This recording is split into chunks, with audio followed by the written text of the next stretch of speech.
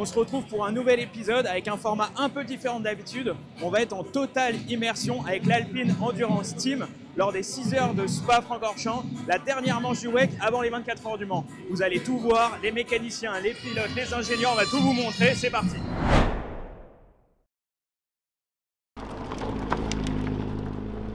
Pour ce format inside un peu différent de ce qu'on fait d'habitude, ça vous rappellera peut-être le format qu'on avait fait aux 24 heures du Mans et qui vous avait plu. On est dans la forêt des Ardennes belges, on arrive à Spa-Francorchamps et vous le voyez, on est au volant d'une A110, pas n'importe laquelle parce qu'on est à bord d'une A110R Turini. Alors pour la petite anecdote, j'avais jamais essayé d'A110 de route. J'ai eu la chance de faire la Pikes Peak avec vous, la RGT avant, la Cup, la GT4, mais jamais d'A110 de série. Donc là on a la plus radicale et je peux vous dire que sur la route c'était plutôt pas mal. Là, on va tout vous montrer sur le programme Hypercar d'Alpine, mais d'arriver en A110R Turini à Spa, je peux vous dire ça nous met déjà bien dans l'ambiance. Je veux pas vous calmer, lui il n'aime pas les voitures françaises. Ah bon, c'est dommage. C'est pour rire. Elle est jolie celle-là. Ah oui qu'elle est jolie, en plus il vient de me le dire. Très bien, merci, bonne journée. Je sais pas s'il y en a qui sont déjà allés au circuit de Spa. J'imagine que beaucoup d'entre vous y sont déjà allés. À chaque fois, c'est quand même, je trouve, une des plus belles arrivées qu'on puisse avoir. Et la forêt est magique. On a cette vue. Souvent, quand les voitures roulent, en plus, ça résonne. Incroyable. Et en plus, il fait beau. Il fait beau et il devrait faire beau tout le week-end. Donc, même à travers votre écran, vous aurez peut-être besoin de lunettes de soleil.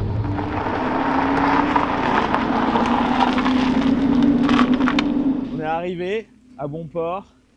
Regarde-moi cet intérieur de d'A110R Turini. Alors je pense que c'est la même que la R. Hein. On va dire que la vraie différence qu'il y a avec la R, c'est les jantes carbone que vous avez dû noter et pourquoi pas aimer sur la R et qui sont ici comme l'A110S. Petite info, parce que je parle à la caméra, mais Hugo n'est pas là ce week-end. C'est, regarde-moi, donne-moi ça. Ce week-end, c'est Clément, je sais pas si on va te voir. C'est Clément qui me suit. Alors Clément n'est pas nouveau sur la chaîne. C'était avec toi qu'on avait fait la NP02, donc le tout premier épisode de la chaîne. Et également, tu avais été en backup de fou sur la Twin Cup. Et c'est grâce à toi en partie, et à Hugo évidemment, qu'on avait eu cette qualité de fou. Donc voilà, donc on va être tous les deux ce week-end. On va dans le paddock? Allez, c'est parti.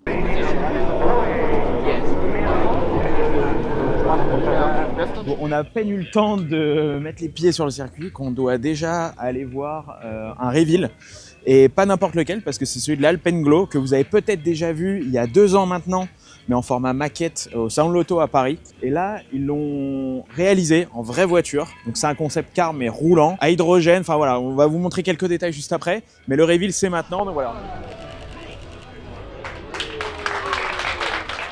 Bon, comme vous voyez, il y a beaucoup de monde. Alors la voiture est magnifique, c'est plus du tout une show-car. Là, on est vraiment sur une vraie voiture. On voit plein de détails que j'ai envie de vous montrer. Mais là, il y a beaucoup de monde. On aura peut-être l'occasion de la voir ce soir, n'est-ce pas? On a peut-être eu un petit créneau qu'on aura spécialement pour vous. Donc je vous propose, on file direct dans le paddock pour vous montrer la partie course et rentrer dans le vif du sujet de cette Inside 6 heures de Spa avec Alpine. Bon allez, maintenant qu'on a vu la 110R, qu'on a vu le nouveau concept Alpenglow qui va rouler demain, on va voir le team, le vif du sujet, l'équipe de course. Donc là, c'est la porte ici qui fait qu'on passe dans la partie, on va dire, privée. Là, on est dans une zone où tous les fans peuvent aller. Si vous avez été là ce week-end, bah forcément, on s'est peut-être croisés d'ailleurs. Et à partir d'ici, on rentre dans la partie team, donc une partie très privée où il y a les mécaniciens, la voiture, les pilotes, etc. Ici, on est dans l'enceinte du team Alpine Endurance Team.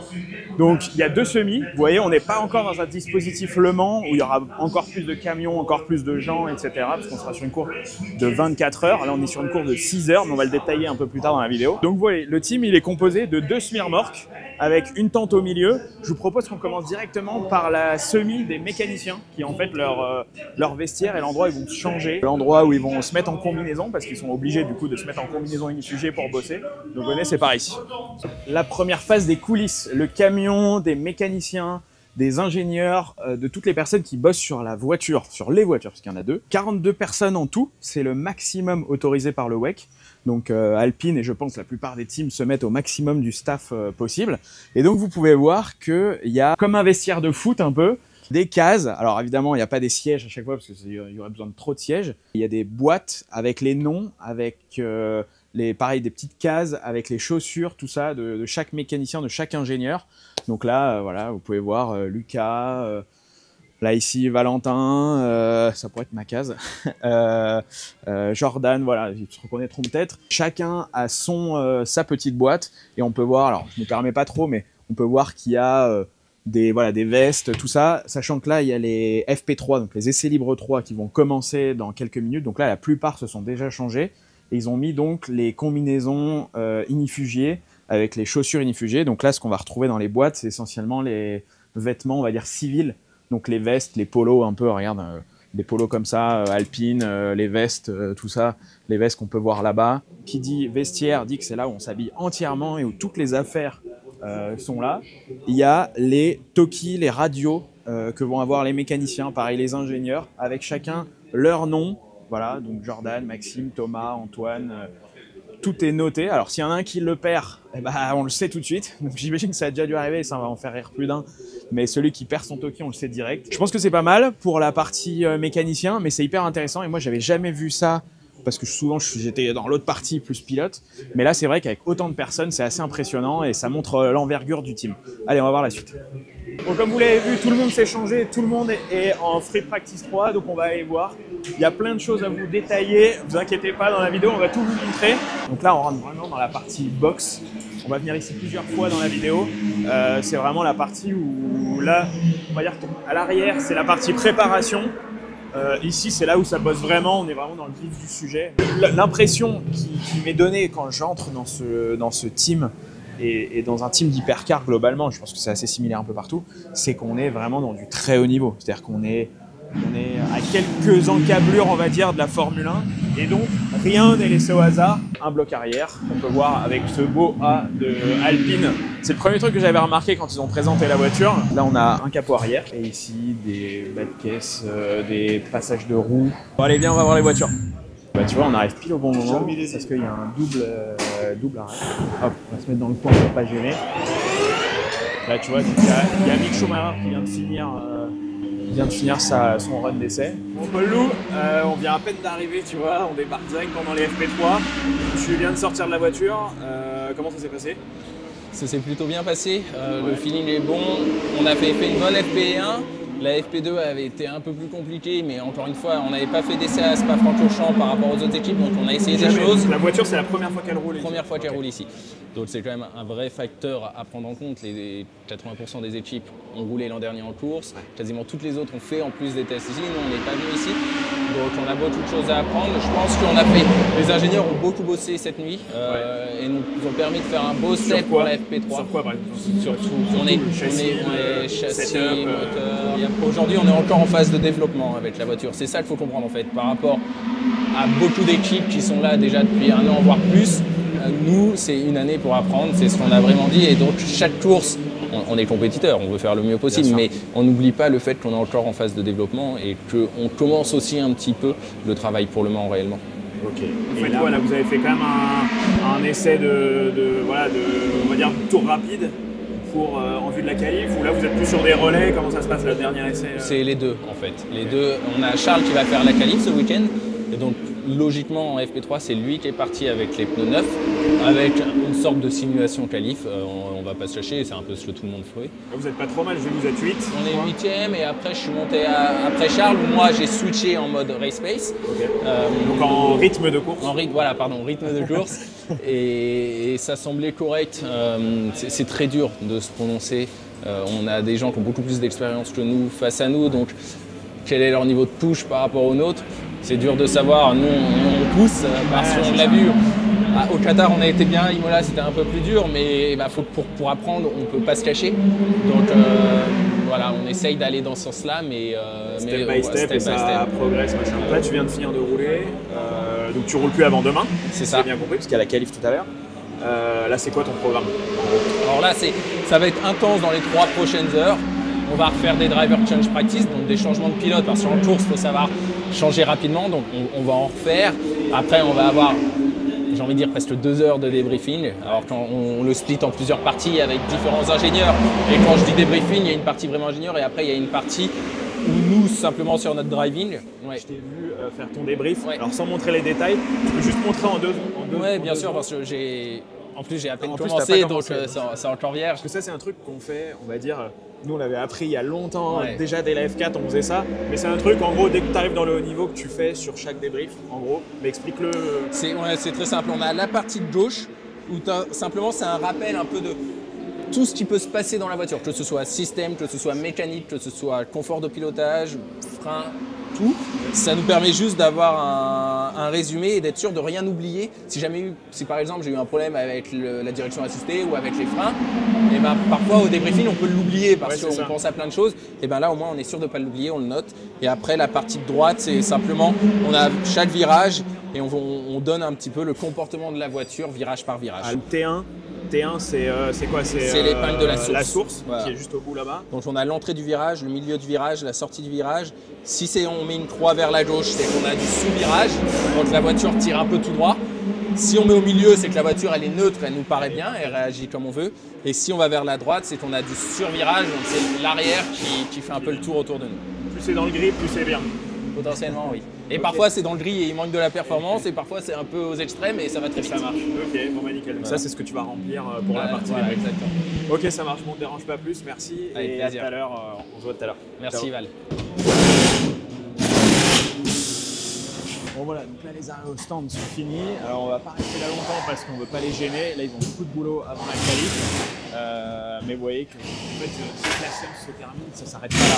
Il y a toute une fourmilière qui se met en place avec les mécaniciens, les ingénieurs qui viennent donner leur retour, les choses qu'il faut faire pour préparer pour la qualif. Parce que mine de rien, il est midi et à 15h, il y a la qualif et après l'hyperpole si ça se passe bien pour Charles. Donc là, on va les laisser bosser. Et nous, on se retrouve tout à l'heure pour vous montrer d'autres insides encore, et toujours plus. Donc on l'a vu, les essais sont finis, mais derrière le box, tout ne s'arrête pas. Et toi, alors rappelle-moi ton prénom. Mathieu. Toi, tu t'occupes en partie des pneus. Ouais. Donc là, tu viens de les recevoir. Voilà, ça, c'est les c'est pneus ça. qui ont fait les essais. Exactement. Ouais. Et qu'est-ce que tu fais dessus du coup? Donc là, on a récupéré les pneus qui ont roulé cette séance Ouais. sur la voiture. Donc là, ce qu'on fait après la séance, on détermine les usures Ok. qu'il y a eu, quoi.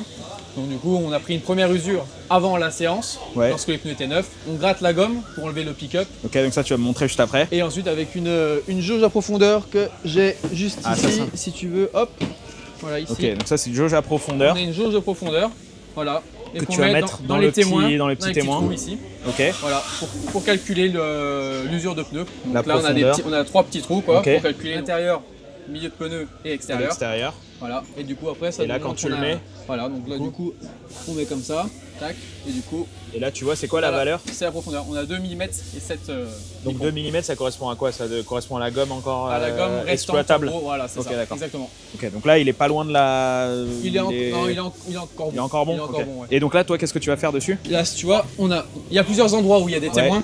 Du coup, donc là, ce qu'on fait, bon, la gomme est un peu refroidie, c'est pas grave. Mais en gros, tu viens chauffer ta partie. Ok. Tu viens racler en Et fait ensuite, les parties. et juste ça- en forçant un peu, hop, tu vois, la gomme, Voilà, c'est elle ça. part. La gomme, elle part et là, ça te permet de voir mieux le témoin Voilà, et d'être c'est ça. plus. Donc, Voilà. Du coup, ton pneu redevient lisse et là, Ok. tu peux prendre ta vraie usure, quoi. Ok. Ok, ça marche. Voilà. Et attends, il y a un dernier truc Oui. que vous m'avez montré et que je voulais voir. Une caméra thermique, exactement. Ok. ouais. Donc ça, tu Donc l'utilises. ça, on l'utilise principalement lors des arrêts au stand. Ok. Voilà, pour voir en gros comment chauffe ton pneu. Donc on va venir le prendre au-dessus du pneu comme ça. Ok. Et lors de l'arrêt au stand, en fait, on va voir que par exemple la partie extérieure, elle chauffe plus que la partie intérieure. Donc Ok, ouais. la couleur sera pas la même. Tu vas voir. Et donc ça va définir après les setups, tout ça. Voilà, voir exactement, comment tous ça a les éléments de fonctionné, carreau, tout ça. machin et tout quoi. Donc non, Ok. franchement, c'est super intéressant. Et là, donc par exemple, là, pour te montrer, regarde bien voir. Donc là, tu vois, on a la caméra. Par exemple, on peut voir ceux-là, ils ont un peu refroidi. Donc là, ils sont à 30 degrés. Je pense qu'on a fait le tour. Là, vous avez un peu de boulot. Ouais, un petit peu, ouais, exactement. Préparer. On va préparer tous les pneus pour la course maintenant. Le qualif. Qualif, Et qualif course. évidemment, oui. Et course, ouais. Donc course. là, il y a un peu de boulot qui va s'enchaîner là. Ok, ça marche. Donc on les voyait pas bien tout à l'heure, mais en 2 mots. Ça, donc c'est les slicks neufs. Il y a une spécificité, c'est que ça, ce sont des pneus confidentiels, ça s'appelle. C'est-à-dire, c'est des pneus qui ne sont pas vendus dans le commerce. C'est des pneus dont seul Michelin a la recette et d'ailleurs qui ne peuvent pas être achetés par les teams. C'est-à-dire que les teams achètent une prestation à Michelin, mais ils ne vendent pas de pneus en tant que tels. C'est-à-dire que là, dès que les pneus sont finis, on les a vus, ils les ont marqués tout à l'heure, une fois que les pneus sont morts, ils sont récupérés par Michelin et à aucun moment un team peut garder les pneus parce que voilà, c'est une recette secrète qui veulent garder et c'est ce qu'on a notamment donc en WEC, en hypercar, mais qu'on a aussi par exemple en Formule 1, c'est un peu le même système, pour le coup avec Pirelli, mais c'est un peu le même système. Et là, si vous voulez voir, je pense qu'on les mettra pas, mais là donc il y a les pneus pluie qui ressemblent beaucoup plus du coup à des pneus, on va dire, classiques que vous pouvez avoir sur vos voitures, si ce n'est qu'ils sont beaucoup plus tendres et qui sont vraiment spécifiques à la course. Mais voilà, on voit une grosse différence. Voilà, c'est deux pneus complètement différents. Mais il y a beaucoup de choses à dire et le pneumatique en hypercar est ultra, enfin en proto en général, est ultra important. Bon Philippe, on est à quelques minutes, allez, 1h30 des qualifs à peu près. Je vais revenir un peu en arrière. Nous, on s'était vu il y a 6 mois quand j'ai fait l'Alpine Pikes Peak. Je te demandais un peu des news du programme hypercar, tout ça. Tu me disais que tout allait sur des roulettes. Aujourd'hui, si tu refaisais un bilan là à l'instant T, avant les qualifs de Spa, on en est où? Je te dis que ça allait sur des roulettes, moi. Ouais. Non, mais t'étais sur un élan hyper positif que je trouvais hyper cool. Parce que voilà, c'était pas la langue de bois, c'était ça se déroule bien. Ce qui était le cas, et tout le programme de développement s'est bien déroulé. Le fait est qu'aujourd'hui on est dans le Grand Bain, on a Spa, dernière épreuve avant Le Mans, et on savait que ça allait être compliqué, difficile au regard de la concurrence, de l'ampleur du championnat, etc. Et c'est le cas, on est dans le dur, mais ça se passe plutôt bien, oui. La concurrence, on la voit, c'est vrai quand on en avait parlé, même moi je me rendais pas encore compte, il y a quoi, il y a 18 voitures je crois à peu près en hypercar. Ça fait des années qu'il n'y a pas eu un plateau aussi costaud que ça. Comment tu vois l'évolution de tout ça et l'évolution d'Alpine au sein de ce plateau énorme avec des constructeurs qui ont des moyens monstrueux? D'abord, c'est une vraie chance, une vraie opportunité pour nous d'être présents ici avec ce partenaire et à ce niveau-là d'enjeux sportifs. S'il y a bien une marque qui a sa place ici, c'est Alpine. On regarde de son ADN et de son histoire. Maintenant, c'est jamais arrivé. Un tel niveau de concurrence. Ouais, c'est ça, c'est inédit. Enfin, je suis en train de réfléchir pendant que je te posais la question, c'est inédit ce qu'on a là. L'engagement officiel de 9 constructeurs dans un championnat, ça n'est jamais arrivé. Il y aura plus de 25 hypercars au Mans, donc c'est juste un truc incroyable. Chaque course que l'on fait, et donc 3 depuis le début de l'année, et chaque tour que l'on fait, on continue à apprendre. C'est pas de la langue de bois, mais c'est sincère et vraiment. C'est ce que nous a dit Paul Loup tout à l'heure. Voilà, la partie développement a été faite dans un temps record et on savait très bien que ces premières épreuves allaient nous servir de mieux appréhender la voiture. C'est encore le cas ici. Hier, on a testé une voie qui s'est avérée moins bonne hier après-midi. Aujourd'hui, on a recentré un peu nos petits et c'est plutôt pas mal ce matin. Voilà, ça va être un peu comme ça. L'idée, vraiment au soir de Spa, c'est d'appréhender l'outil que l'on a et au niveau où il est pour bien préparer le Mans. C'est vraiment ça l'objectif. Ok. Comment, en tant que Signatech, vous avez réussi à faire cette transition entre une exploitation de voitures, que ce soit l'MP2 ou l'MP1, qui était plutôt basique, on va dire, à vraiment une usine, quoi? Très honnêtement, les deux voitures n'ont rien à voir. C'est pour ça. Ouais. Et les bases et fondations de ce projet, elles ont été faites autour de notre expérience plutôt de l'endurance et du Mans que techniquement. Ouais. Techniquement, on est reparti quasiment d'une feuille blanche. Alors heureusement, chez moi, j'ai des talents et des gens qui ont envie de trouver, qui ont envie de chercher. Mais la vérité, c'est qu'on est parti d'une feuille blanche, soutenue par Oreca, soutenue par Alpine. Ce qui fait qu'on a bien travaillé et que dans le temps qui nous a été donné, on est arrivé à être présent et bien figuré. Et ça fait partie aussi des qualités de l'équipe, c'est cette ouverture d'esprit et cette intelligence situationnelle qui a fait qu'on arrive à être opérationnel aujourd'hui. Ça se ressent. Tu sens qu'à chaque niveau, chacun se remet en question, chacun essaie d'apporter son truc. Ok, bon bah écoute, maintenant place à la qualif. J'espère que ça va bien se passer. Et puis nous, on continue notre inside. On se voit peut-être après la course. Ciao. On est avec Jules Gounon. Toi, tu as remplacé en gros pour les Imola et au moins jusqu'à Spa, Ferdinand Habsburg, pigiste de luxe. Mais je voulais surtout que tu me montres un peu les coulisses en tant que pilote. Toi, où sont tes affaires, etc. Si tu es chaud de me les montrer. Je pense que ça va être intéressant pour les gens de voir un peu. Donc là, on est dans le box, on a les deux voitures derrière nous, c'est plutôt magnifique à voir. Ouais. Mais là, c'est vraiment le cœur de l'action. On y était tout à l'heure. En fait, on a vu Paul Loup tout à l'heure qui nous a fait un petit débrief. Exactement. On n'a pas eu le temps d'aller, fouiner. Voilà, donc je voulais plutôt voir. Là, on va dire, c'est vraiment le cœur de l'équipe. Là, un petit peu, vous voyez les casques. Alors ça, vas-y, alors, montre-moi. Alors ça, c'est le côté de ta voiture? Ça, c'est la 36. Donc là, vous avez Nicolas Pierre, Mick Schumacher et Mathieu Vaxivière. qui ont, en général, tu as 2 casques. On a toujours 2 casques pour avoir un spare s'il y a un problème Pourquoi? de radio, Pour la problème radio de plutôt boisson, etc. Parce que là, comme c'est fermé, normalement, tu as des, on va dire en voiture ouverte, tu as souvent 2 casques parce que tu as le changement de visière, tout ça, voilà. Ouais, mais tu peux les endommager, voilà, c'est etc. ça. Là, non. Autre chose intéressante, vous voyez les différences de sièges. Ouais. Ça, par exemple, c'est le siège de Mick. En fait, dans la voiture, on a tous la même base au niveau des jambes et chacun vient avec son siège. Donc, vous voyez, il y en a un qui est plus grand, un qui est un peu plus petit. Vous voyez déjà la différence de siège. Et chacun est moulé. Tout à l'heure, j'ai vu quelqu'un. En plus, il y a une société à ce niveau-là, il y a une société qui est spécialisée dans le moulage de siège et qui vient faire des ajustements. Parce que là, en plus, attends, là, tu me dis si je dis une bêtise, mais là, on voit que c'est un peu aéré parce que derrière, il y a des trous. Et en fait, ça vient aérer dans la voiture. Aérer le dos. Là, vous voyez une petite pompe aussi qui nous permet d'avoir. Il y a des petits sachets pour gonfler. Il y en a qui veulent un peu plus de support au niveau du bas du dos, un peu sur le côté, etc. Donc le siège, c'est vraiment pour nous. Tu connais la base du ressenti de la voiture. Non, c'est clair. C'est un truc hyper important. Ce qui est rigolo, c'est si je vous prends mon siège et celui de Charles, parce qu'on a des grosses différentes. Donc ça, c'est le siège à Charles. Ouais. Donc vous voyez l'épaisseur un petit peu de Charles. Et ça, c'est mon siège. Voilà, non, si ça, c'est mon siège. Donc vous voyez un peu les. Voilà, tu as une grosse différence.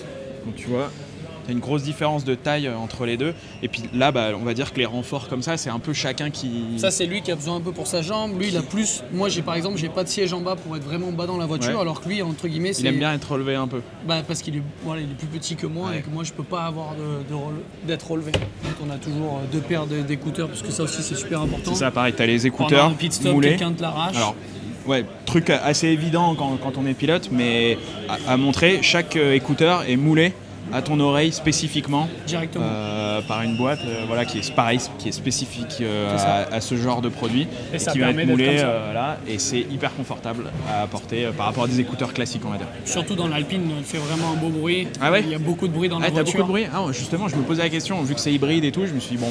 Il y a beaucoup de bruit. Surtout on a le turbo qui est juste derrière nous et ça souffle vraiment fort. Après voilà, on a tous une petite boîte pour finir avec chacun a les petits porte-bonheur, les petits les petites choses, encore une fois des petites bêtises.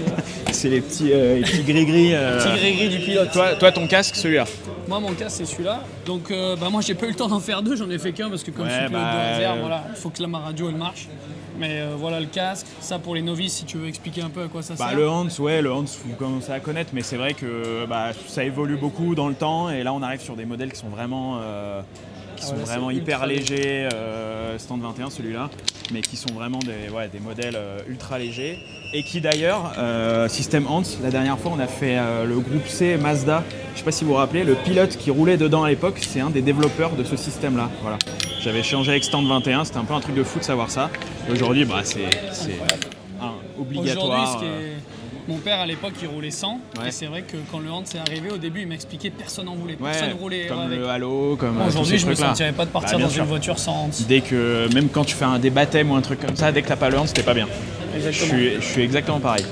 Et la dernière chose, on peut dire que c'est le drinking system. Donc ça, pendant qu'on roule, j'ai une petite paille ici et sur le volant qui me permet de boire. Donc ça, tu le mets dans la bouche. Ça, je le mets dans la bouche. Et tu viens le brancher. Voilà, tu viens brancher ça. Hop, tu déscratches.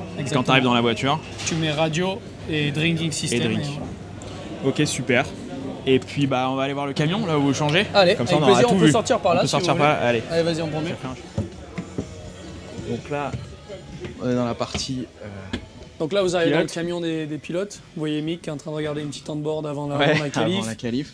C'est plus aéré déjà que les mécanos là à côté où tu as des chaussures partout. Donc nous, comment ça marche? C'est plutôt facile. On a tous une boîte ici, on va dire, entre guillemets. Ou dans notre boîte, là on va prendre le loup par exemple. Ou dans notre boîte, on a nos chaussures qui sont rangées, les chaussettes, les sous-vêtements, les knee pads. Toutes les affaires de chacun. Qui sont préparées. T'as tout en 2? Ouais, en 3. En 3, ouais, j'imagine.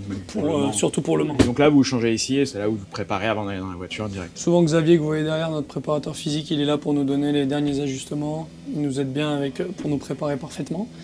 Et puis en général, Puis on a les ordinateurs, comme vous voyez aussi.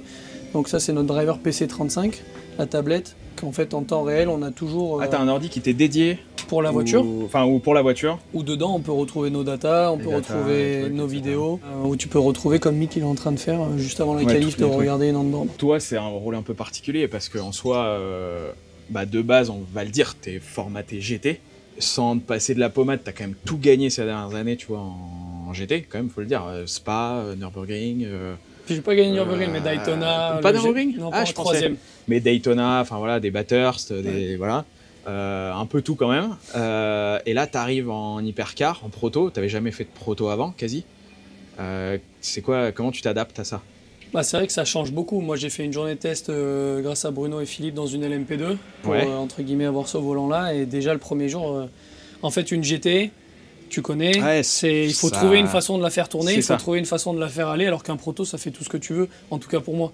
Et je pense que là, ça vient petit à petit de mieux en mieux pour moi, je suis plus à l'aise, etc. Mais c'est vrai que en GT, on a 80 mm de pitch quand on freine. Là, dans un proto, il doit y avoir 25 mm. Donc c'est vrai que c'est totalement différent, il faut être très propre, il n'y a pas d'ABS. Pour moi, je dirais que c'est le plus gros point. Ça c'est un gros changement quand même. C'est le plus gros changement quand je viens de 8 ans d'ABS, de rouler sans ABS. C'est vraiment le plus dur au début. Par rapport au, tu vois, une LMP2 que tu as testée, il y avait plusieurs pilotes, notamment d'autres écuries ou d'autres teams. Même, tu vois, j'en discutais avec Julien Lower il n'y a pas si longtemps que ça. Ils me disent qu'en fait, l'hypercar, t'es entre une LMP2 et pas vraiment une GT, mais t'es dans un truc un peu hybride entre les deux.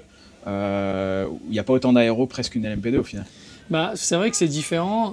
Je pense que nous, notre châssis, il est quand même plus typé proto. Ah ouais, vraiment? Moi, quand je parle avec mes collègues qui sont chez Ferrari ou chez Toyota, je les vois plus rouler comme une GT. Nous, on est encore un peu typé, en tout cas proto, je pense. Mais c'est vrai qu'on a différents avis. On a la chance d'avoir Mick qui vient de la F1, qui a une expérience encore plus grande. Moi qui viens du GT, je pense qu'on peut arriver en GT. On est fort sur certains domaines, le damping, le traction control, etc. Donc je pense qu'il y a une synergie quand même des deux mondes dans cette catégorie-là. C'est plus la LMP1 de l'époque qui était vraiment du gros proto. Pur proto, c'était une planche par terre, full aéro. Là, tu es sur un truc un peu plus entre tout. Ok. Non, mais c'est intéressant. Et ça permet aussi à des pilotes comme toi de s'adapter et de bien y arriver quand même assez vite. Je pense qu'on a vu pas mal de choses côté pilote. Maintenant, place pour la qualif. Toi, qu'est-ce qui fait la qualif sur ta voiture? Nous, c'est Charles et Mick sur notre voiture. Donc on va croiser les doigts pour eux. On va essayer de faire une bonne qualif. Ça va faire un bon truc. Allez, on va voir ça.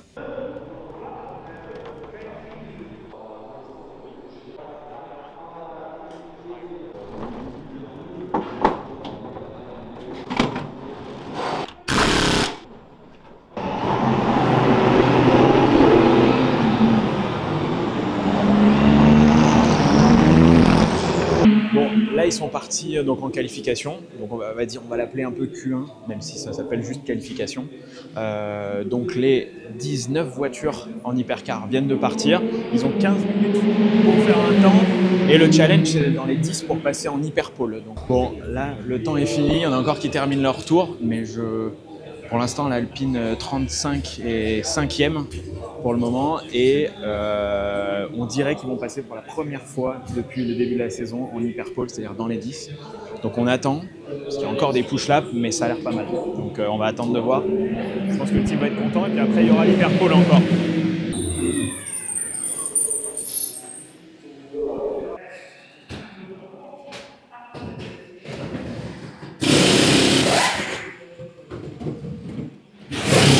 Bon Charles, on a suivi la qualif, c'était bien jusqu'à la fin, mais bon tu vas nous expliquer. Déjà première hyperpole, c'est cool. Non, clairement c'est cool pour l'équipe, pour le moral, surtout après Imola qui s'est pas forcément bien passé de notre côté.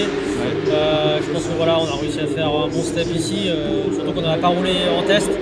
Donc on a eu une meilleure compréhension des pneus, on a fait des très gros steps, surtout entre FP2 et FP3. En FP3 je fais une simulation qualif et je me sens assez à l'aise avec la voiture. Et voilà, après on ne s'attendait pas à faire un aussi gros step en qualif, clairement. La différence de chrono est assez énorme entre le FP et la qualif. Il y a une grosse... Même entre hier soir, ce matin et là, il y a eu un gros, à chaque fois, il y a eu un gros bloc en plus quoi. Non, clairement, puis en plus en termes de pilotage, on change pas grand chose, on essaie juste d'être plus clean. Forcément, comme tout le monde, on part avec condescendance, voilà, pour une qualif et après on essaie de faire le meilleur truc possible. Mais franchement, voilà, mon tour était très clean. Je pensais pas beaucoup aller chercher, peut-être un dixième et demi, grand max, mais ouais, c'était un tour très très clean. Et pour demain? Demain, bon, les départs. On espère que ça a été chaud depuis le début de la saison en vrai. Ouais, le Qatar, ouais, il y a eu un peu de grabuge. Mais Imola j'étais dans la voiture, ouais, c'était assez chaud. J'espère qu'il sera plus calme. L'heure d'aujourd'hui, c'est une course de 6 heures, mais c'est plus un sprint de 6 heures que une endurance. Ouais, surtout sur une course de 6 heures. Ouais. Voilà, on sait que tout de suite, on perd une minute ou un tour. Le tour, c'est difficile de le récupérer. entre guillemets, on va essayer de suivre le rythme un peu en début de course, mais bon, après, il faut qu'on garde en tête qu'on doit faire 2 relais sur les pneus et qu'il y a beaucoup de dégradation ici. On est en médium, alors que l'année dernière c'était en hard. Donc... Toi qui prends le départ? Oui, exactement. On va voir ça demain. Bon, Exactement, bah écoute, bonne après-midi, repose-toi Merci. bien. On espère qu'ils vont remonter un moteur parce qu'on l'a pas dit, mais il y a ouais, on sait pas encore trop. On sait pas encore, on verra. D'ici là, quand vous verrez la vidéo, de toute façon, on aura su et la course sera même déjà finie. Donc, mais voilà, tu as eu un petit souci à la fin. On espère que ça va être résolu. Et puis, ça devrait aller. Et puis voilà. Bon, voilà. allez, on Merci. se voit plus tard. Ciao. Merci. Autre poste super important parce qu'il y a quand même pas mal de carbone sur la voiture. Il n'y a que ça. Voilà.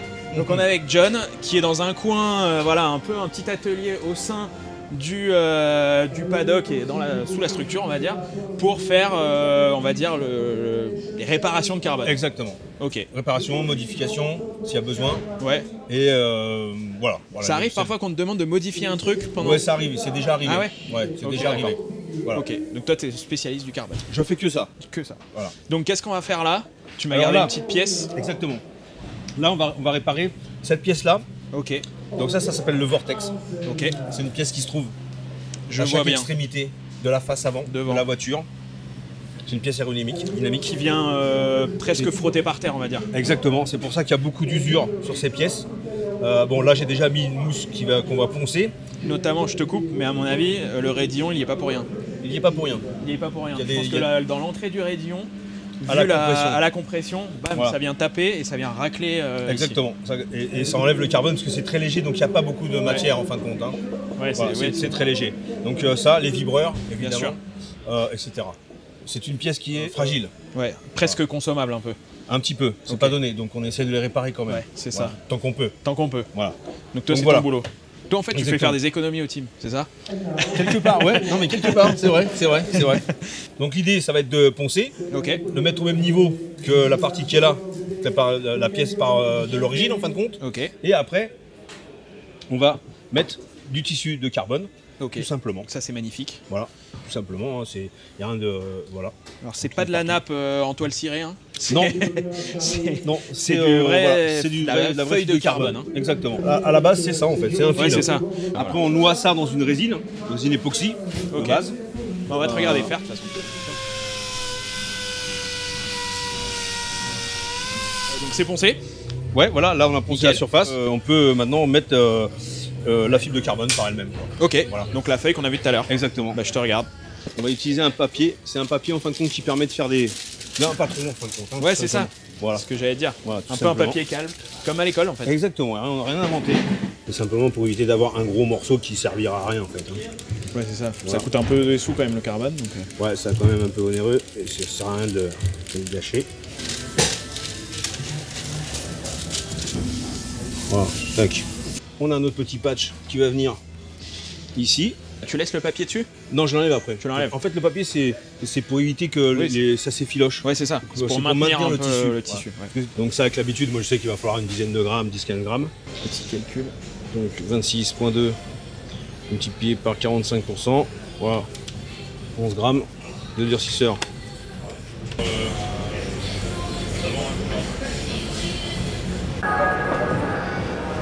Aussi, on est généreux, bien sûr. hein.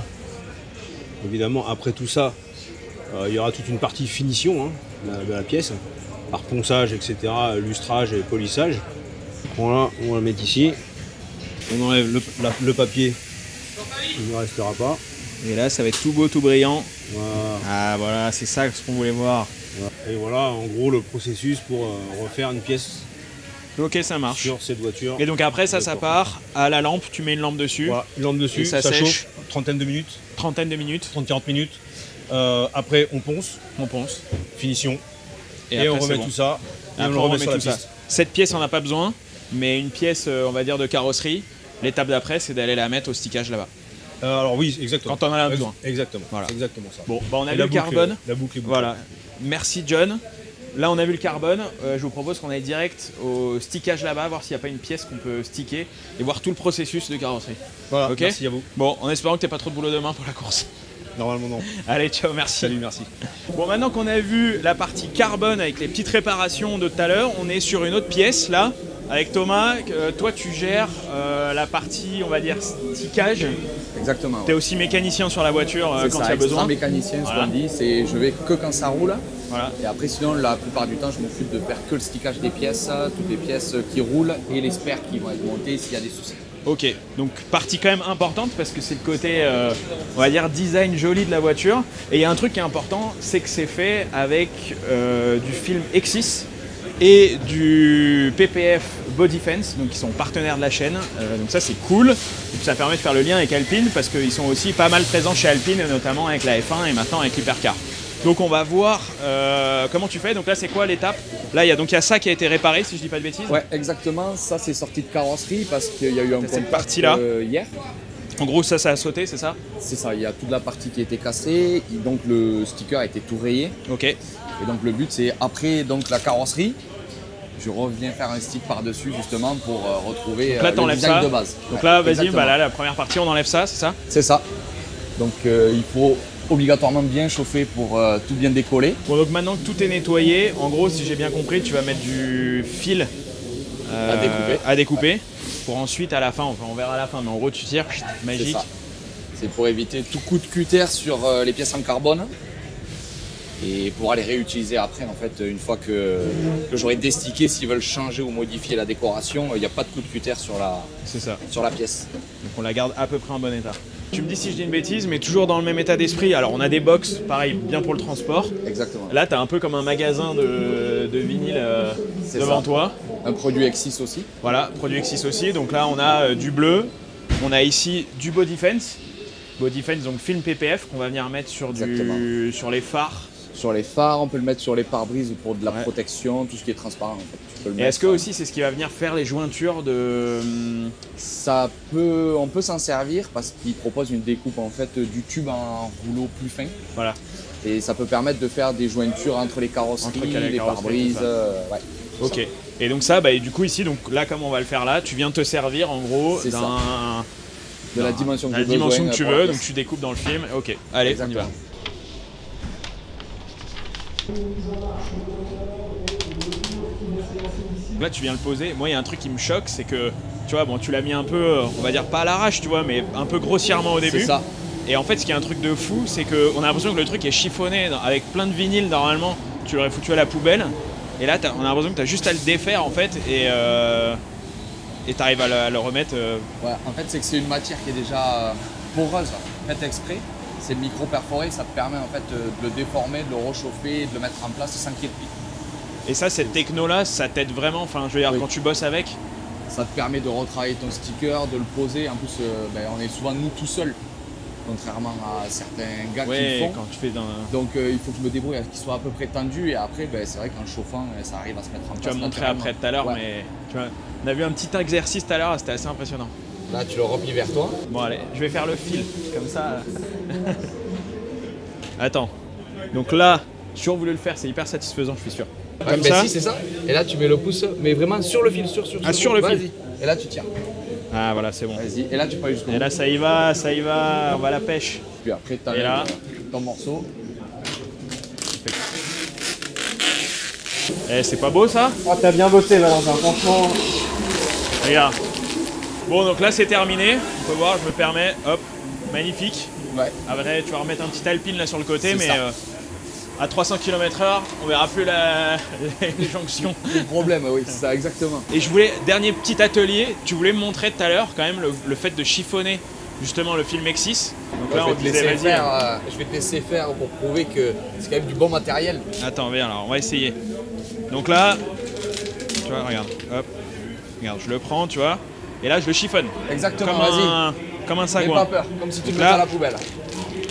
Donc là, clairement, la plupart des vinyles stickers, tu le vois comme ça, là, c'est poubelle. Et là, il suffit juste de chauffer. Et toi, il faut que tu exerces une petite tension. Vas-y, petite tension.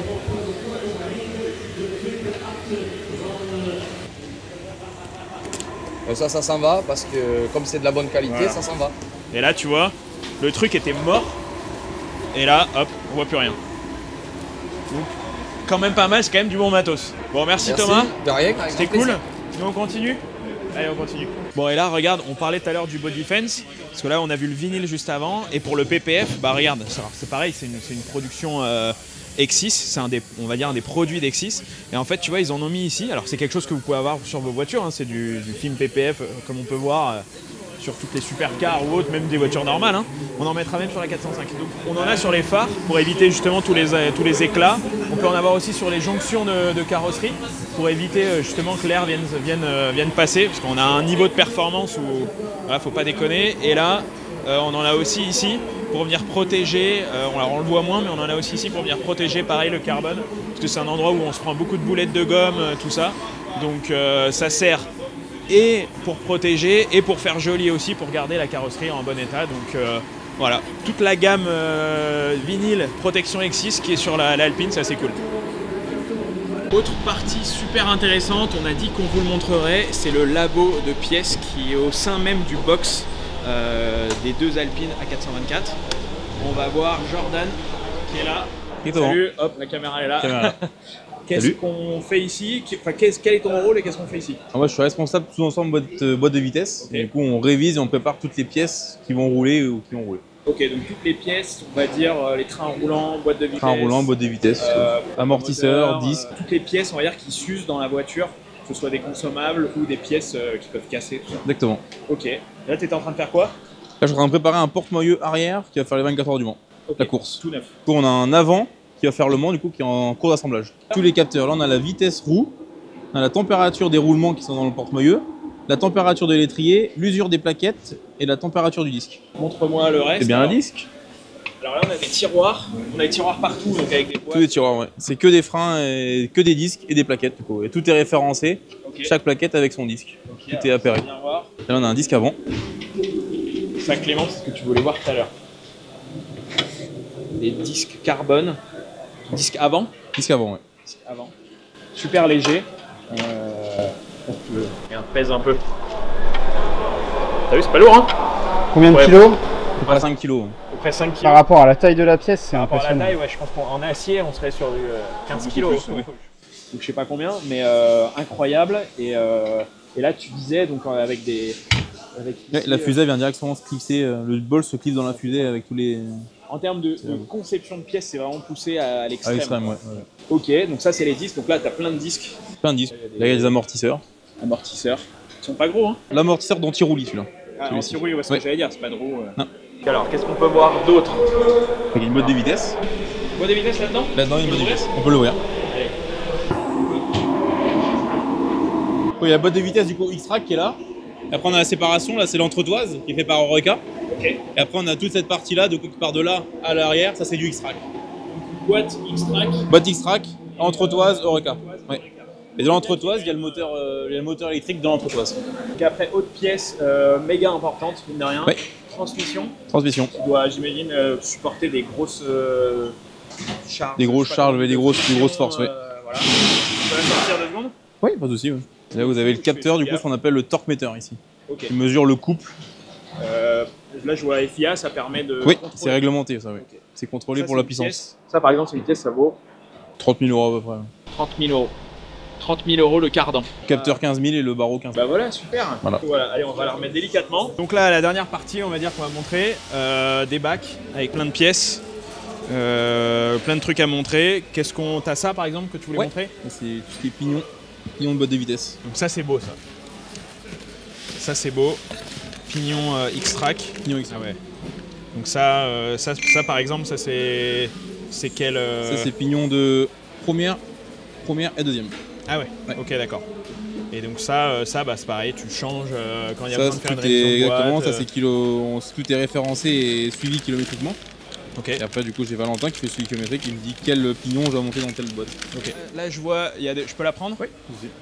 Amortisseur de Yves, on appelle. C'est-à-dire c'est le troisième élément. Ça permet quand la voiture oui, c'est pas un seul amortisseur, il y en a plusieurs. Du coup, c'est les deux qui sont combinés. Le roll et le Yves qu'on a montré tout à l'heure. Ok. Ces deux-là sont combinés. Ok. Donc, belle pièce. Pareil. Ça, c'est quoi comme marque d'amortisseur? Penske. Penske? Oui. Ok, d'accord. Je savais même pas que, tu vois. Donc ça, bah pareil, tout réglable avec des capteurs, tout ça. Cette clé qu'on a vu tout à l'heure être utilisée sur la voiture. Regarde, si tu veux voir. Hop, je fais gaffe. C'est pareil.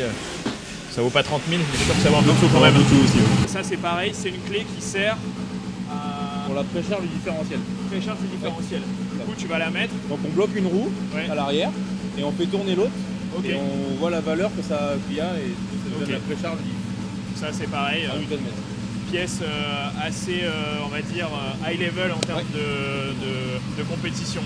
Ok, bah écoute, je pense qu'on a pas mal fait le tour. Avant de te laisser tranquille, parce que vous avez un peu de boulot avant demain, est-ce que tu peux me dire en 2 mots comment tu es arrivé là?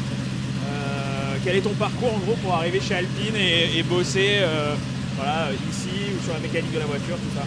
Bah, moi j'ai fait un bac pro mécanique générale au Mans. Après j'ai fait un BTS pareil mécanique générale au Mans. Et après je suis rentré en licence pro développement des véhicules de compétition au Mans. Du coup pendant cette formation il y a 6 mois de stage et 6 mois de cours. Du coup pendant ce stage après j'ai trouvé un stage chez Alpine et du coup je suis resté. Ah donc tu as fait direct chez Alpine? Directement chez Alpine. Direct.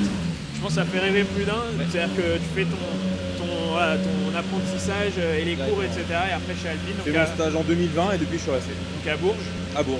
Du coup, tu as connu le programme LMP1, LMP2 après, et puis maintenant ici. Écoute, merci pour ce petit tour bien détaillé. Nous, on a bientôt fini la journée et bah, vous allez continuer à préparer la voiture pour la course de demain. Pour la course de demain. Il ne faut pas se foirer. Exactement.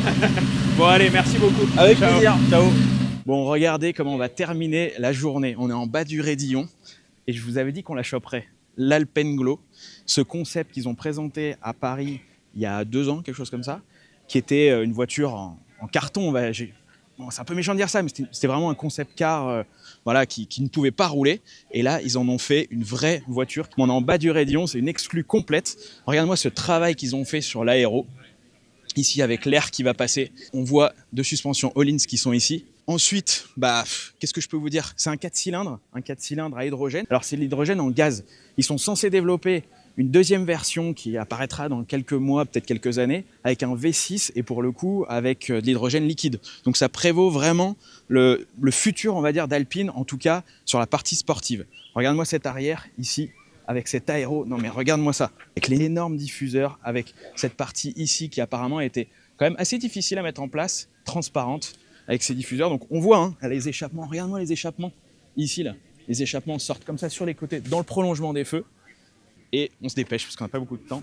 Regarde-moi l'intérieur ici avec la porte, tu peux le voir, c'est un vrai intérieur de voiture de course. Alors pour la petite histoire, c'est un mix entre une Alpine et un châssis de LMP3, c'est pour ça aussi qu'elle est prête à rouler demain sur piste, parce que c'est un châssis déjà éprouvé. Et je trouve ça super parce qu'ils ont mixé des choses qui existent déjà, avec des technos de demain, avec un design complètement fou. Donc voilà, ça prévaut le futur d'Alpine et c'est génial de l'avoir en bas du Raidillon. Moi, ce que je peux vous dire, c'est qu'on a déjà montré pas mal de choses aujourd'hui et que je vous propose qu'on se retrouve demain pour la course pour encore vous montrer plein d'inside. Allez, je vous laisse avec cette belle vue de l'Alpenglow. 2e jour dans le paddock des 6 heures de Spa-Francorchamps en WEC. On a déjà pas mal de rendez-vous fixés avec le team Alpine. On va voir a priori la voiture avec l'un des pilotes et on va aussi voir l'ingénieur qui va nous expliquer comment va se dérouler la course. C'est jour de course donc ça va être un peu le rush. J'espère qu'avec Clément on va réussir à tout suivre. Allez, c'est parti. Bon, on vient d'arriver.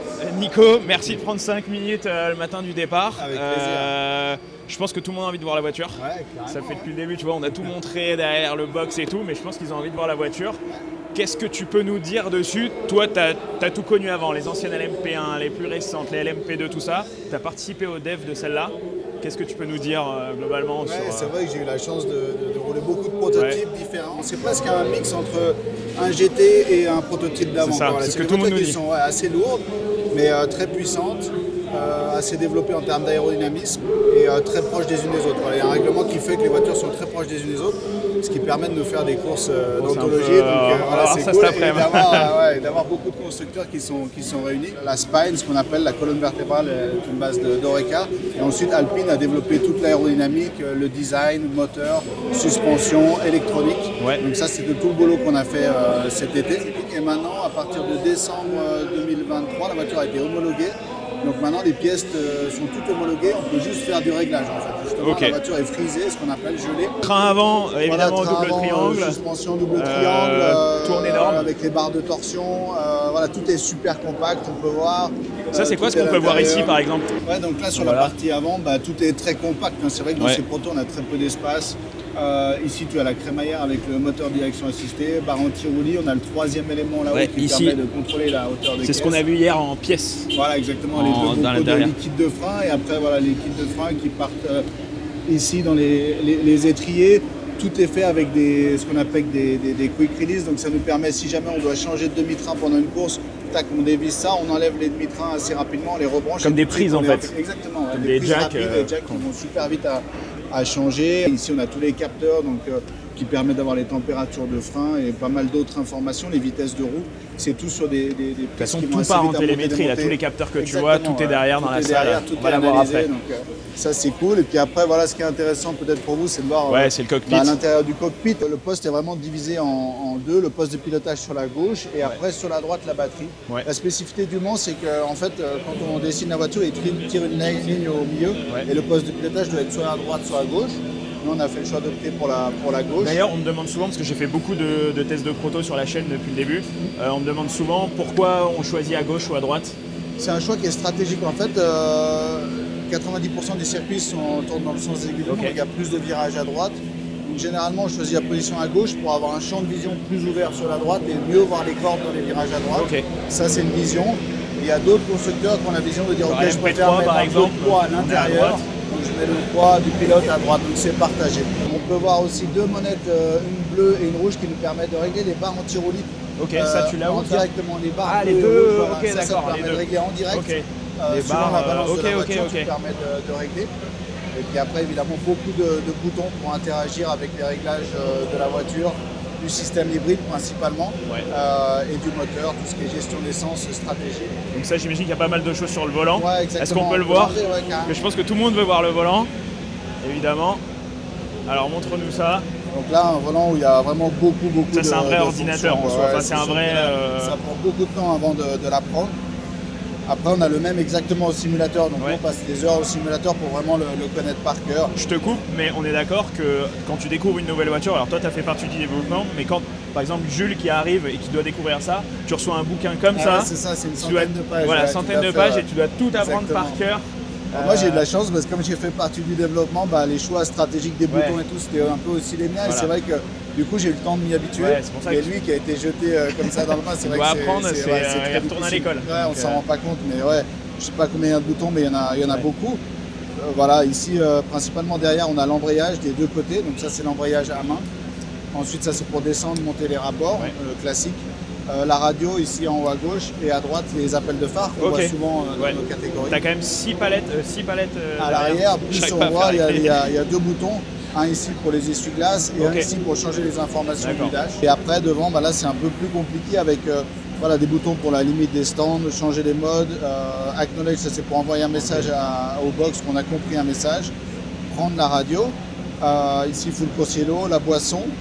Démarrer le moteur. Ici, c'est un bouton qu'on a en spare, encore qu'on n'utilise pas. On a deux réglages, un qui est plus une traction de contrôle en latéral et là en longitudinal. Et ensuite, ça c'est pour les réglages de répartition de frein. Quand tu dis en latéral, c'est-à-dire quand il va y avoir de la contrainte en latéral, ça va te bloquer un peu. Et en longitudinal, c'est s'il y a trop de puissance. Exactement. Et ensuite, donc ça, c'est tous les boutons que je qualifierais de simples et accessibles. Ensuite, en bas, c'est des menus. Donc là, c'est des menus, on rentre, donc on a généralement une douzaine de positions, donc on rentre dans un menu. Au dash, on va voir dans quel menu on est rentré, et après, avec des plus et des moins, on va rentrer dans ce menu et changer. Donc voilà, une multitude de réglages. Là, ça devient presque infini. C'est-à-dire que là, on voit même pas ce qui est marqué comme d'anciens volants de F1 ou autre. Exactement. Maintenant, c'est carrément des réglages qui sont faits par les ingénieurs derrière et tout est paramétré. Voilà, tout à fait. Et après, il y a un bouton qui est scénario.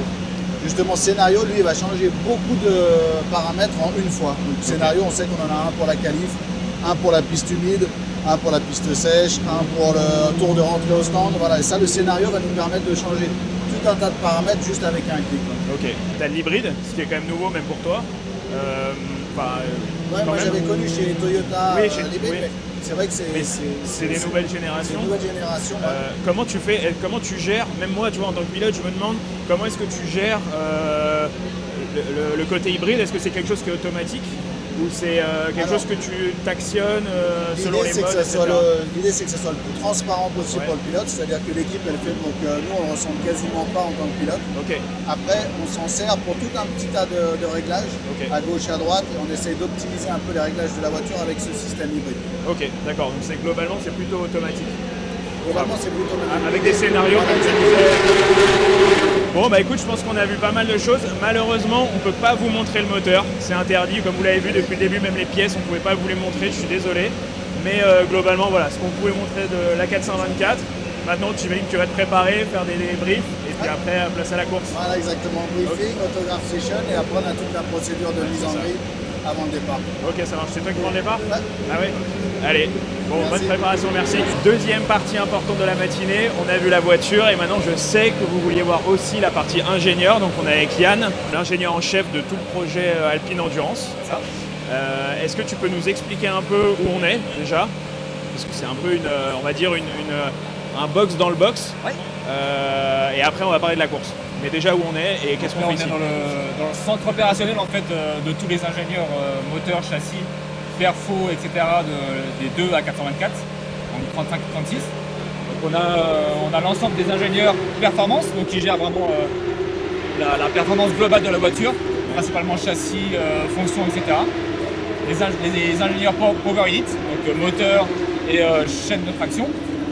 On a les ingénieurs de course, qui discutent directement avec les pilotes pendant la course. Donc ceux qui sont avec les radios, on verra après, on va faire un petit tour. Ouais. Mais... C'est eux donc, on leur donne les informations et eux fournissent l'information au pilote. Il y a une seule personne qui parle au pilote, c'est l'ingénieur de course. Il y a les ingénieurs voitures qui eux gèrent un peu tous les systèmes globaux de la voiture, donc les capteurs, les setups, etc. Tout ce qu'on a vu, on a vu déjà plein de capteurs, tout ça, les roues, c'est eux qui gèrent un peu tout ça.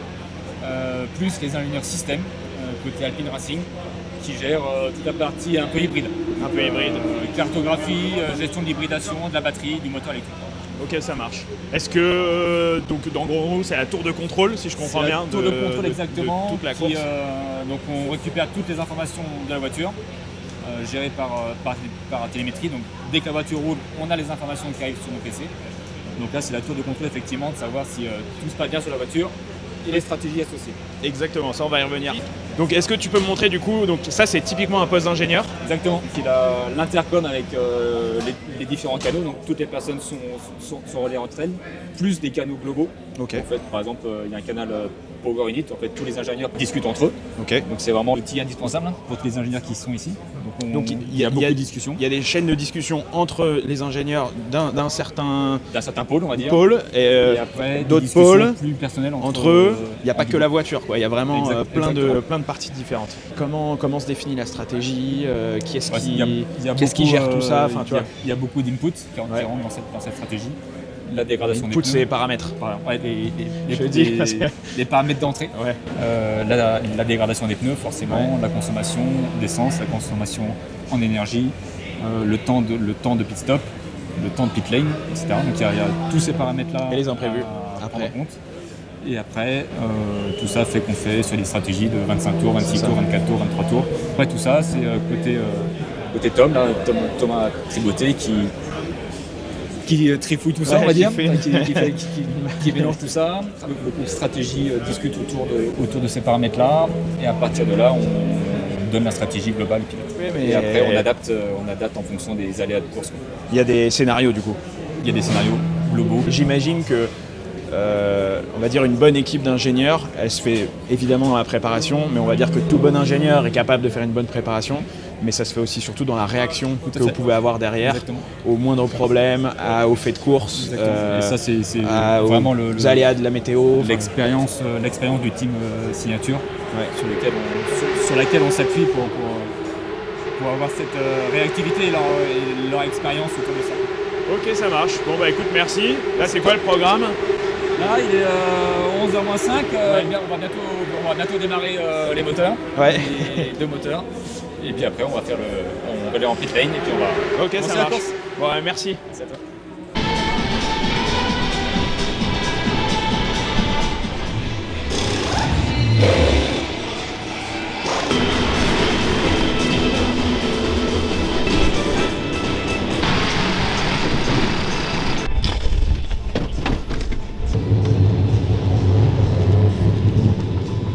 Mathieu, on t'a pas encore vu du week-end, on te voit sur la grille. C'est quoi le planning là pour le départ?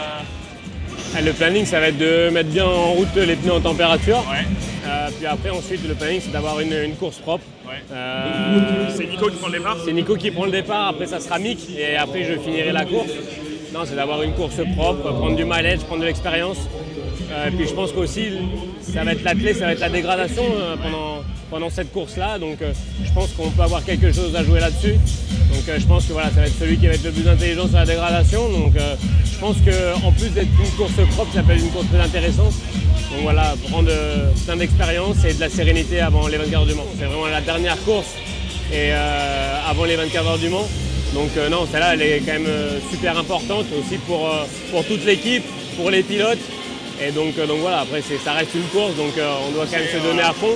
Mais voilà, c'est vrai que ça apporterait beaucoup de sérénité avant les 24 heures du Mans. C'est une belle course. Bon, allez, bonne course, merci. je te préparer. Bon voilà, on a vu, les pilotes sont prêts, le team est prêt, les tribunes sont remplies à ras-bord. Franchement, ça fait plaisir. J'étais jamais sur une manche de WEC en dehors des 24 heures du Mans et ça a de la gueule. Franchement, ça a de la gueule. C'est blindé. Ce matin, on a mis 1h30 pour arriver au circuit. Maintenant, on doit évacuer la grille et on se retrouve dans le box pour la course.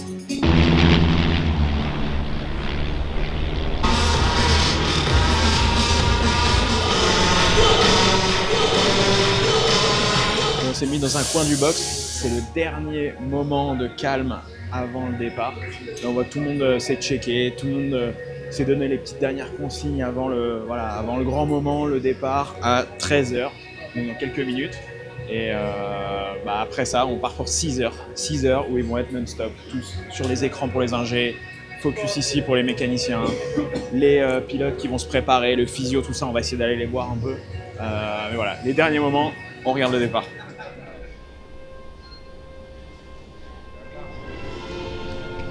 Allez, c'est parti. Bon, on profite d'un petit safety car pour venir voir Xavier. Toi, tu es un peu le physio de l'équipe en soi, qui t'occupe des 6 pilotes. Ouais, c'est ça, ouais. C'est pilote des 2 voitures. Des 2 voitures. Le rôle, c'est d'aller optimiser tous les facteurs humains qui peuvent impacter la performance. Alors, il y a une partie au centre où on les entraîne et comme un constructeur, on va aller construire qualité par qualité tout ce qui peut engendrer de la performance. Et puis après, sur site, le jour de la course, on va aller faire les derniers petits réglages comme sur les voitures, les choix des pneumatiques, la pression des pneus.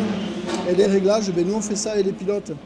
Donc il y a une partie où on va optimiser toutes les qualités mentales, psycho-chic mental. Après on va suivre la nourriture, donc ils ont un programme nutritif.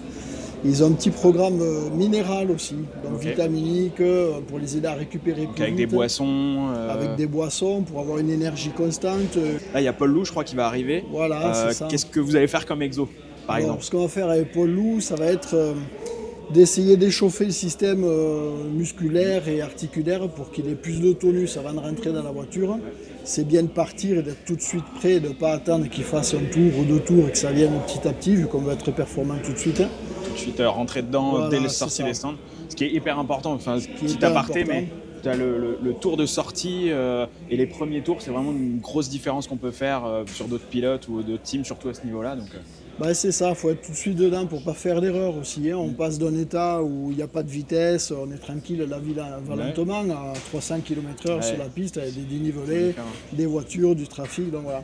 Donc on va échauffer la vigilance, les réflexes, la réaction, un peu la vision, ce système de cible. Okay. Donc le plus vite possible, il faut qu'ils aillent toucher des lumières. Ça c'est comme un batac portatif, c'est-à-dire comme les jeux des lumières. Voilà, c'est ça. Toi tu es un peu le mécanicien de l'humain quoi. Des pilotes. On peut dire ça. Ok super, merci, écoute je te laisse bosser. Allez, merci. À tout à l'heure. Petit point à mi-course, on est à 3 heures de course maintenant. Voilà, les Alpines se maintiennent plus ou moins à leur place, elles sont 10 et 11e. Après il y a un jeu d'arrêt au stand que je maîtrise pas trop, mais on va dire qu'ils sont dans le bon paquet. Ce que je vous propose maintenant, on peut pas tous vous les montrer, mais c'est au moins de vous montrer un pit stop, parce que c'est assez impressionnant avec le refueling, souvent changement de pneus, changement de pilote.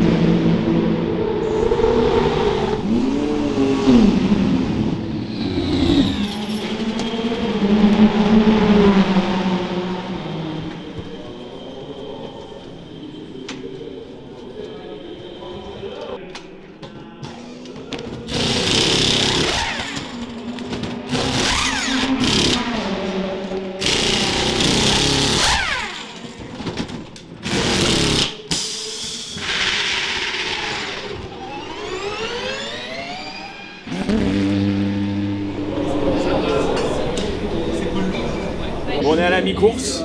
Merci Bruno de prendre 3 minutes pour faire un mini point, parce que je pense que pour les gens qui suivent Alpine, c'est important. Ça se passe bien cette course? Philippe nous a dit que c'était une course de préparation encore. Mais Ah oui, on est toujours dans une phase d'apprentissage. Hein. C'est notre première saison dans le programme Hypercar, nouvelle voiture, nouveaux équipages, équipe à consolider évidemment. Donc il y a un plateau de fou hein, avec très très beaux concurrents. Certains ont beaucoup d'expérience. Donc on est complètement dans une saison d'apprentissage. Pour l'instant, après 3 heures, un peu plus de 3h30 de course, ça se passe pas trop mal. Enfin, je touche du bois. Mais, on est dans la bonne ligne de conduite, on va dire. La bonne ligne, pour l'instant il n'y a pas eu de pépins importants sur les voitures. Donc essayons de rallier au bout, c'est notre premier objectif. Chose importante, avec Ferrari, Alpine est le seul constructeur à être dans les 2 principaux championnats circuits au monde, la F1 et le WEC. Pourquoi ce choix et comment on fait pour manager, même en tant que directeur de Alpine Motorsport, comment on fait pour manager les deux et essayer d'être au top dans les deux? Le développement de la marque Alpine et de sa notoriété est basé sur le sport auto. Et donc, quels sont les 2 championnats les plus connus et qui ont le plus d'audience en fait au travers le monde? C'est la Formule 1 bien évidemment, qui est vraiment global, et puis l'endurance, notamment au travers de son épreuve mythique, les 24 heures du Mans, que vous connaissez. Donc l'idée c'est bien de développer la notoriété d'Alpine grâce à ces programmes-là. Donc voilà le pourquoi. Après, faut s'entourer, il faut avoir des équipes qui sont autonomes ou presque, et c'est le cas en endurance, avec toute une structure, notamment Philippe Sino qui est le team principal de l'équipe, mais aussi une structure à Viry-Châtillon pour beaucoup de développement technique. Qui bosse en symbiose. Et tout le monde, ça fait une équipe qui est Alpine Endurance Team, et tout le monde travaille ensemble, et moi j'ai des personnes de valeur sur qui me reposer. Dernière question, qu'est-ce qu'on peut souhaiter pour Le Mans? D'aller au bout, ça va être l'objectif, encore une fois, ça va être l'objectif principal. Il y aura 23 voire 24 hypercars au Mans. Nous, ça sera notre première édition. Aller au bout des 24 heures, ça sera déjà un sacré challenge, et puis essayer de faire le mieux possible. Mais l'endurance, enfin le sport auto en général, l'endurance ensuite et les 24 heures du Mans en particulier, sont une leçon d'humilité permanente. Donc allons-y de manière très humble. Continuons notre apprentissage sur la durée de cette épreuve, essayons d'aller au bout. Bon, déjà on va finir Spa au mieux possible. Une étape après l'autre. Voilà, exactement. Merci, bien, merci. Bon, on va pas vous détailler toute la course, vous l'aurez peut-être déjà vu d'ailleurs, mais il y a un petit imprévu. Il y avait 1h40 de course encore à faire, il se passait pas grand chose, on pensait terminer la vidéo comme ça. Et puis il y a eu un gros crash, il y a eu la Cadillac qui est rentrée dans le mur et qui s'est accrochée avec une BMW de WRT, avec 1h40 d'interruption de course. Donc là, on repart. La course aurait déjà dû être finie là, à cette heure-ci. Et là, on repart pour encore 1h40 de course. Donc, on va pas tout vous montrer, mais nous, on est obligé de rester sur place pour vous finir la vidéo. Donc, on va voir ce qui se passera. Mais en tout cas, avec la lumière, le soleil couchant et tout, ça va être magnifique. 1h40 plus tard, ça n'a pas beaucoup bougé. Elles sont toujours 9 et 12e et il reste 1 minute 30. Donc là, c'est le moment où tout le monde se lève. Ils ont enlevé toutes les chaises, tout ça, et tout le monde vient ici. Et je pense qu'il y aura quand même voilà, un peu de, pas de la joie, mais en tout cas de la satisfaction de terminer avec les 2 voitures. Donc rendez-vous dans 1 minute maintenant. Allez, c'est le moment où on peut tous un peu traverser.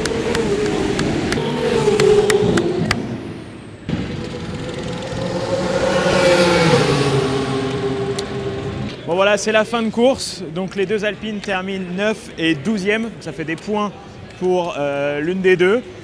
Je pense qu'un team compétiteur ne peut pas forcément se satisfaire de ça.